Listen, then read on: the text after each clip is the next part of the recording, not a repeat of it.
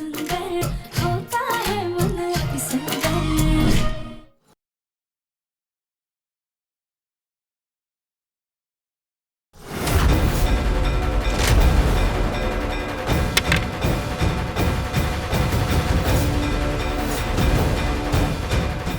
हमें हिम्मत नहीं हारनी है, हमें दिव्यम जी को बचाना है।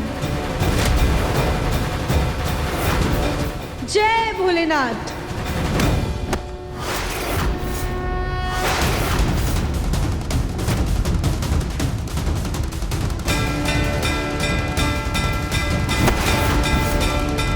छोड़ो छोड़ो हमें। मेरी चपट से ना कोई बच नहीं पाया, तू कैसे बचेगी?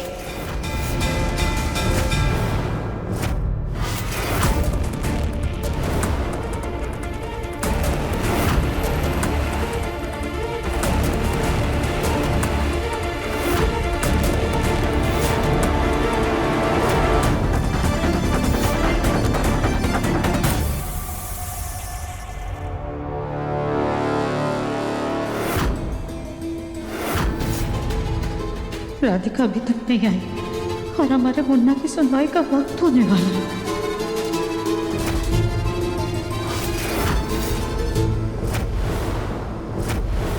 हम अपने मुन्ना को जिंदगी भर सलाखों के पीछे नहीं देख सकते। अब चाहे जो हो जाए, हम कुछ भी करके अपने मुन्ना को बचाएंगे। जब तक राधिका नहीं आ जाती, तब तक ये सुनवाई नहीं होने देंगे। सुजाता, कहाँ जा रही है तू? जी वो प्यास लगी है, हमें हम पानी पी कर आते। जल्दी आना, केस शुरू होने वाला है। हे भोलेनाथ, अगर आज किसी निर्दोष को सजा होगी तो हमारा आप पर से विश्वास उठ जाएगा। प्लीज हमारी मदद कीजिए, हमें कौन पहुंचना है।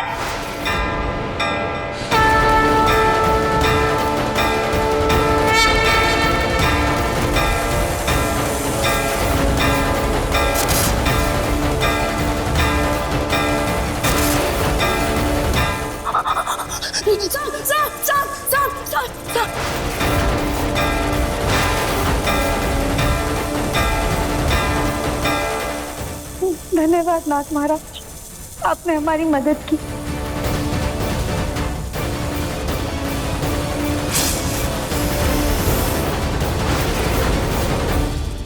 सारी तैयारी कर ली, बस ये प्लान कामयाब हो जाए। हे भोलेनाथ, आप हमारी मदद करना। जस्सा आने तो यही सच है, लेकिन वो है कहाँ? दिव्यम बंसल की सुनवाई कौन से कोर्ट रूम में है? सर रूम नंबर 13 में। ठीक है, पार्किंग में मेरी गाड़ी खड़ी है, ड्राइवर को बोलना उसमें मेरा बैग है और कुछ फाइलें हैं, वो सीधा लेके कोर्ट रूम पहुंचे। मैं दिन में बात करता हूँ तुमसे, ठीक है? फ्री होकर।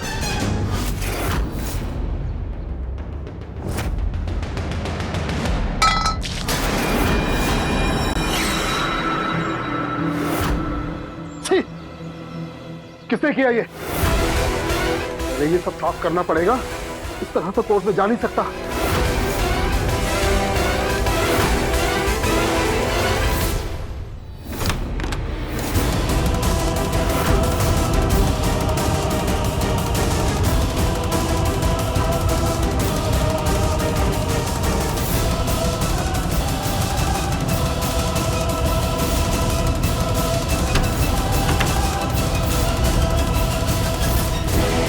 हे भगवान, इससे पहले किसी को पता चले कि जज साहब बाथरूम के अंदर बंद है, राधिका समय से सबूत लेकर वापस आ जाए।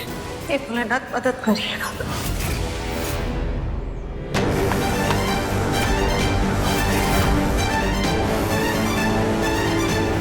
इतनी देर हो गई, जज साहब अभी तक आए क्यों नहीं? हाँ, अब तक तो आ जाना चाहिए था ना। कहीं जज के नहाने के पीछे सुजाता का हाथ तो नहीं? क्या पता, अगर हो भी तो बस सुजाता का नाम नहीं आना चाहिए।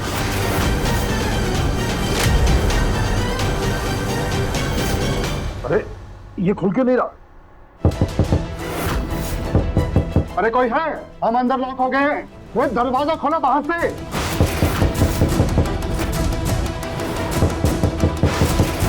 जज साहब आप अंदर हो? हाँ, वो देखो पत्थर है, तोड़ो तोड़ो, ताला तोड़ो।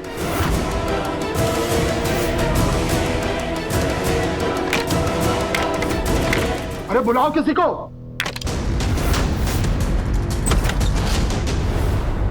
किसने बंद किया था? जज साहब, हम तो अभी आए हैं, हमें क्या पता है? कोर्ट परिसर में इस तरह की हरकत? सुनवाई के लिए लेट हो रहा है, जल्दी चलो। हे भगवान, ये जज साहब तो बाहर निकला है और इतने गुस्से में भी। वाहन जाने राधिका कहाँ रह गई, अभी तक वापस भी नहीं आई है। अब क्या होगा?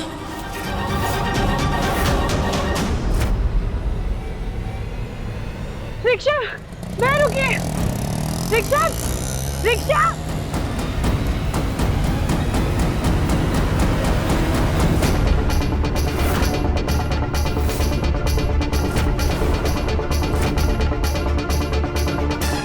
बैठ जाइए आप सब लोग।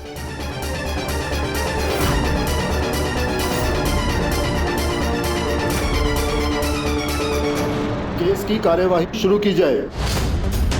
जज साहब, ये बिल्कुल ओपन एंड शट केस है। जैसा कि हम सभी जानते हैं कि पुलिस को इस शहर के एक मशहूर उद्योगपति दिव्यम बंसल के घर से एक बॉम्ब वाला सिलेंडर और उनकी जेब से एक मोबाइल मिला, जिसमें एक आतंकी हमले की पूरी जानकारी शामिल थी।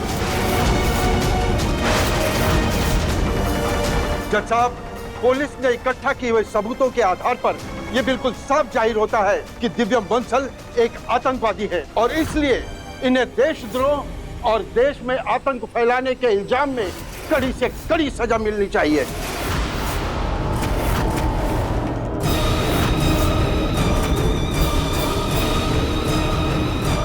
चाहे कुछ भी हो जाए, जब तक हम कोर्ट नहीं पहुंच जाते, आज हमारे कदम नहीं रुक सकते। मेरे पास गवाह के तौर पर इंस्पेक्टर रवि चौहान और उनके कांस्टेबल्स हैं, जिन्होंने मौका वारदात से ये सारे सबूत इकट्ठा किए हैं। जज साहब, ऐसा नहीं है, ये सब गलत है। वो सिलेंडर मेरा नहीं था, क्योंकि वो सिलेंडर तो मुझे घूंघट वाली औरत है, उसने पकड़ाया था। मिस्टर दिव्यम, जब आपको बोलने के लिए कहा जाए तब बोलिएगा। पहले अपने वकील साहब को तो बोलने दीजिए। डिफेंस लॉयर, आप अपना पक्ष रख सकते हैं। जज साहब, मेरे मौकिल बिल्कुल सही कह रहे हैं। एक घूंघट वाली औरत ने उन्हें वो सिलेंडर पकड़ाया था और सबूत के तौर पर उस औरत का एक वीडियो हम अदालत के सामने पेश करने की अनुमति चाहते हैं।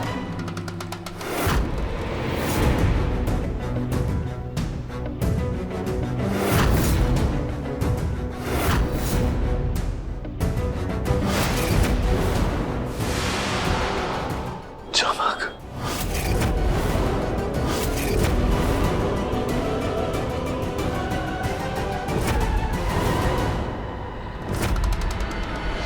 ये चमक है, इनके घर नैनी का काम करती थी। वारदात के कुछ ही दिन पहले ये इनके घर चोरी करते हुए पकड़ी गई थी। इनके घर वालों ने इन्हें पुलिस के हवाले नहीं किया, बल्कि नौकरी से निकाल दिया और बस इसका बदला इन्हें मेरे क्लाइंट को फंसा कर लिया। सर, इसमें तो चमक की सही सही शक्ल भी नहीं दिखाई दे रही है, और अगर ये चमक जीत थी तो फिर वो इस समय कहाँ है? और ये वीडियो इनके घर में ही शूट हुआ है, इसलिए ऐसा भी हो सकता है कि अपने अमीर बेटे को बचाने के लिए एक गरीब बेचारी नैनी की बलि दी जा रही हो। नहीं जैसा ऐसा नहीं है।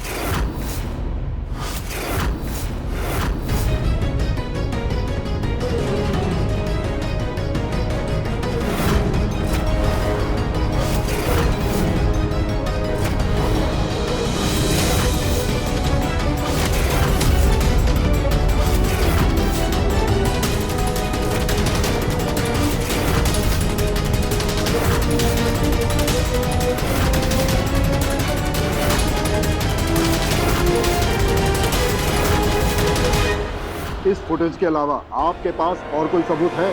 और इस घूंघट वाली औरत का आपके पास कोई अता पता है? देखा जज साहब, इनके पास कोई सबूत नहीं है, और सच तो यह है कि इनका बेटा आतंकवादी है। नहीं जज साहब, ये गलत बोल रहे। हमारा बेटा आतंकवादी नहीं है, ये ऐसा कभी नहीं कर सकता। हाँ जज साहब, मेरा भाई निर्दोष है, वो आतंकवादी नहीं है। Order order. इस तरह बीच में बोलना अदालत की अवमानना मानी जाती है। ऐसे इल्जाम के स्वरूप आपको जेल हो सकती है, इसलिए आप बैठ जाइए। बैठिए।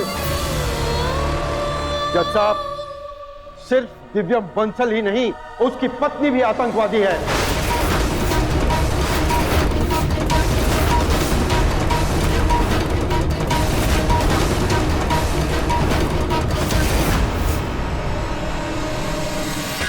जज साहब, हमारे पास गवाह भी है और सीसीटीवी फुटेज भी कि किस तरह से इनकी पत्नी ने चाय देने के बहाने पुलिस को गुमराह करके वो घातक सामान बरामद कर लिया, जिससे आज पूरा कानपुर खतरे में है।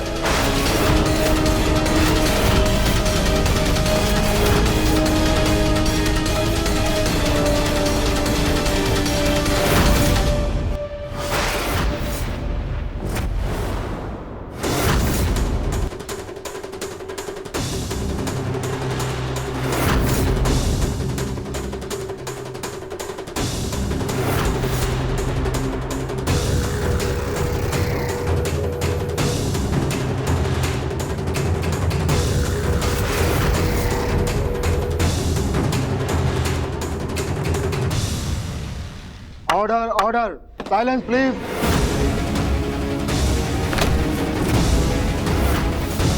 सारे गवाहों और सबूतों को मद्देनजर रखते हुए हम इस नतीजे पर पहुंच चुके हैं कि अब तक इस कोर्ट में जो भी सबूत और गवाह पेश किए गए हैं वो एक ही तरफ इशारा करते हैं कि दिव्यम बंसल एक बहुत ही खतरनाक आतंकवादी है।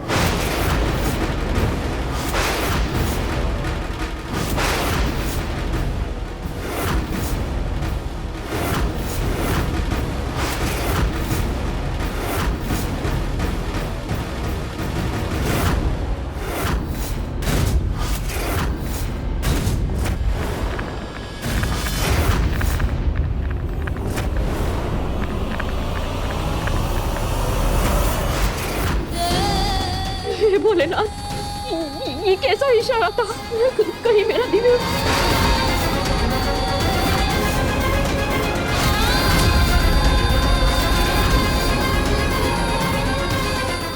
हे प्रभु, उसकी रक्षा करना। तमाम सबूतों और गवाहों को मद्देनजर रखते हुए ये अदालत दिव्यम बंसल को सजा सुनाती है कि रुक जाइए जज साहब।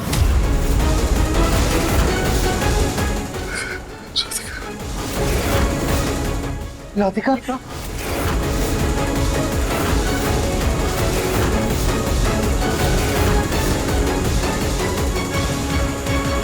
अरेस्ट करो उसको, ये भी आतंकवादी है। नहीं नहीं नहीं, छोड़ो छोड़ो अब। ये तो वही महिला है ना जो सीसीटीवी फुटेज में दिखी थी? जी सर, ये दिव्यम बंसल की पत्नी राधिका बंसल है। ये भी आतंकवादियों के साथ मिली हुई है। इसी के साथियों ने हम पर हमला करके वो बॉम्ब वाला सिलेंडर गायब किया है। जज साहब, आपको कुछ गलतफहमी हो रही है। मेरी राधिका किसी भी टेररिस्ट ग्रुप को नहीं जानती, वो ऐसी नहीं है। जज साहब, आपको अभी जो सजा देगी आप दे दीजिएगा, लेकिन हमारे पास दिव्यम जी को बेगुनाह साबित करने का ही सबूत है। प्लीज हमें बस एक मौका दे दीजिए ताकि हम उसे कोर्ट में पेश कर सके। प्लीज जज साहब।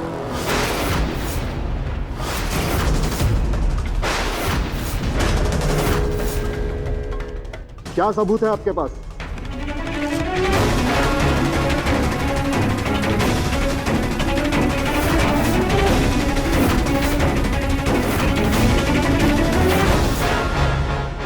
इस माइक्रोफोन में हमने सब कुछ रिकॉर्ड किया है। इसमें वो सारी रिकॉर्डिंग है जिसमें उन आतंकवादियों ने अपने मकसद के बारे में, अपनी प्लानिंग के बारे में बातचीत की है। और इसमें उस औरत का एक बालिग जुर्म भी रिकॉर्ड है जिसने दिव्यम जी को सिलेंडर देकर इस सब में फंसाया था। जज साहब, इसमें सारी रिकॉर्डिंग है। हमारे पति बेकसूर है, उन्होंने कुछ नहीं किया है। उन्हें सिर्फ और सिर्फ फंसाया जा रहा है।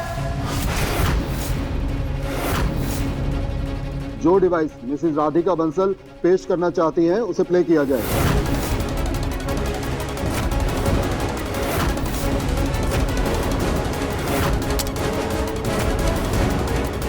कौन हो तुम?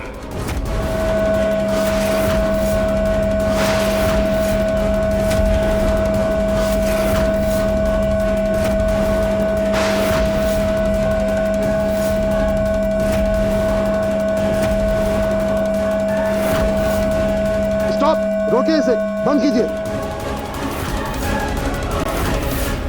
इसमें तो कुछ भी साफ साफ सुनाई नहीं दे रहा है। आप क्या सुनाना चाहती हैं? साहब, हम उन आतंकवादियों की बातचीत और चमक का एक बालिग जुर्म आपको सुनाना चाहते हैं। पता नहीं क्या हो गया, वो सही से कुछ सुनाई क्यों नहीं दे रहा है।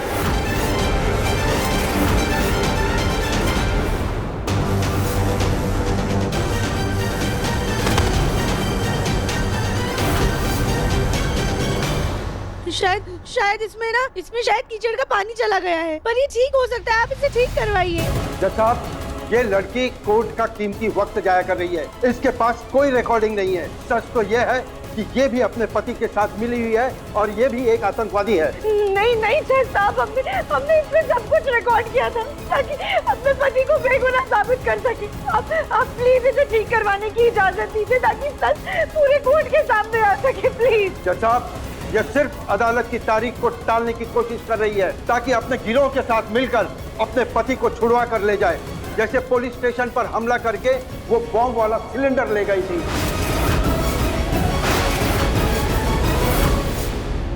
मैडम, ये अदालत है, कोई मजाक नहीं कि आपके बेबुनियाद सबूतों के आधार पर फैसला सुनाने का इंतजार करें।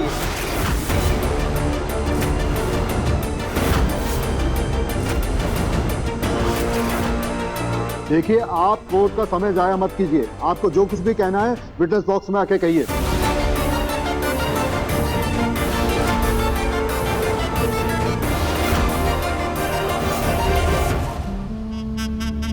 हम गीता पे हाथ रख के कसम खाते, जो कहेंगे सच कहेंगे, उसके सिवा कुछ नहीं कहेंगे। सर, हम आतंकवादी नहीं हैं और ना ही हमारे पति आतंकवादी। इस रिकॉर्डर में जो कुछ भी रिकॉर्ड हुआ है वो हमने आतंकवादियों के गिरोह में घुस के रिकॉर्ड किया। हम बस इतना चाहते हैं कि सारा सच सबके सामने आ जाए कि हम और हमारे पति हम दोनों निर्दोष हैं।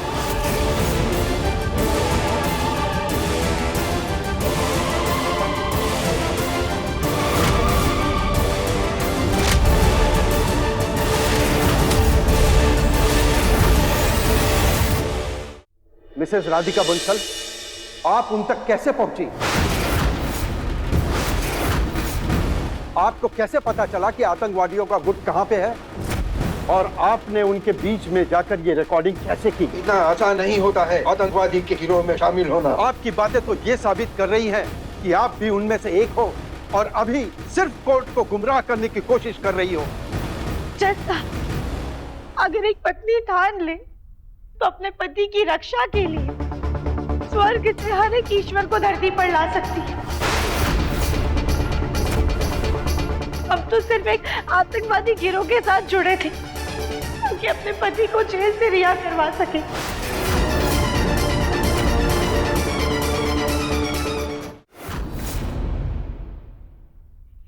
ये इस कड़े की वजह से हम वहां तक पहुंच पाए थे।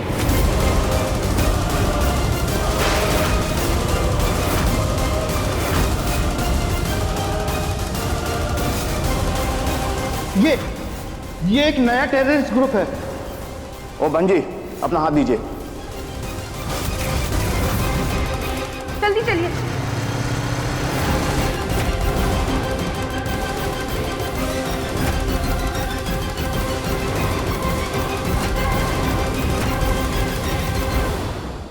ये लो पता।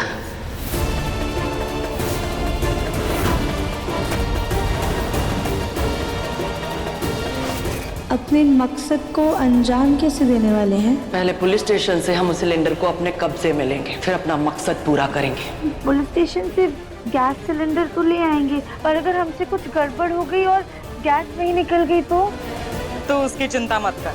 अब तो जो भी होगा सीधे मंदिर में होगा, जहां हम हजारों लोगों के बीच में बड़ा धमाका करेंगे।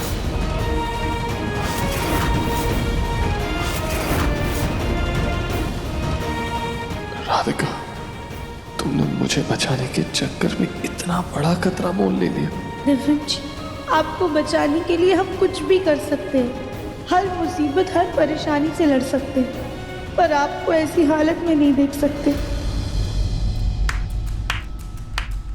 आपको तो किसी हिंदी फिल्म का राइटर होना चाहिए था, मिसेस राधिका बंसल। क्या कहानी सुनाई है आपने?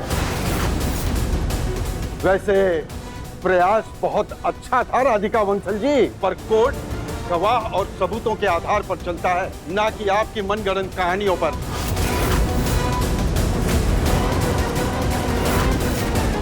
फिलहाल तो सारे सबूत इसी तरफ इशारा कर रहे हैं कि आप और आपके पति दोनों आतंकवादी हैं और दोनों इस देश के लिए खतरा है।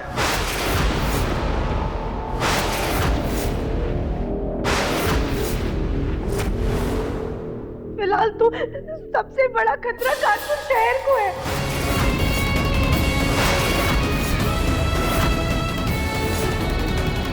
सब ये रिकॉर्डर काम नहीं कर रहा है, वरना आप सुनते उन लोगों ने आज की प्लानिंग की थी। आज बसंत पंचमी के दिन शिव मंदिर में बहुत बड़ा धमाका होने वाला है। मंदिर में बॉम्ब है।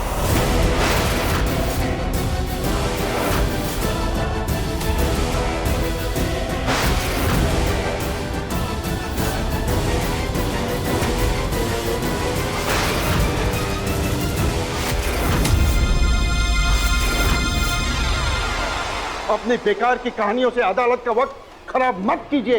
नहीं जज साहब, हम झूठ नहीं बोल रहे हैं। उन आतंकवादियों ने सिलेंडर हासिल कर लिया था, लेकिन हमने उनके पास से रिमोट चुरा लिया था और लाके माजी को दे दिया ताकि वो कोर्ट में उसे पेश कर सके। लेकिन उन आतंकवादियों ने धोखे से माजी से वो रिमोट भी छीन लिया। जज साहब प्लीज, आप हमारी बात पे भरोसा कीजिए। आज शिव मंदिर में महाआरती के वक्त बहुत बड़ा धमाका होने वाला है।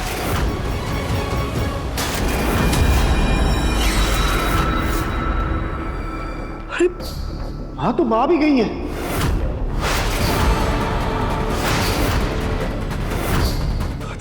पापा, मेरे पास कल का मैसेज आया था, वो गौरी को लेकर वहीं मंदिर जा रहे हैं।